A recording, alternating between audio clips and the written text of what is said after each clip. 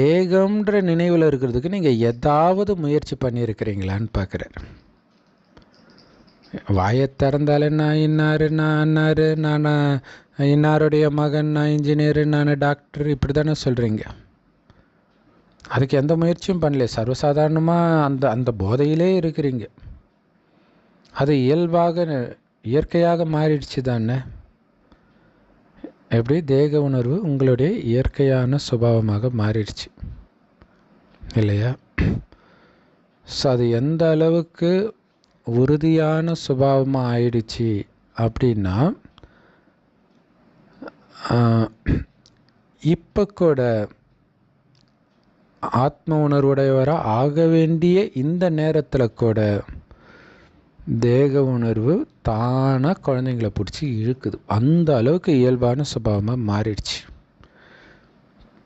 so பிறகு நீங்கள்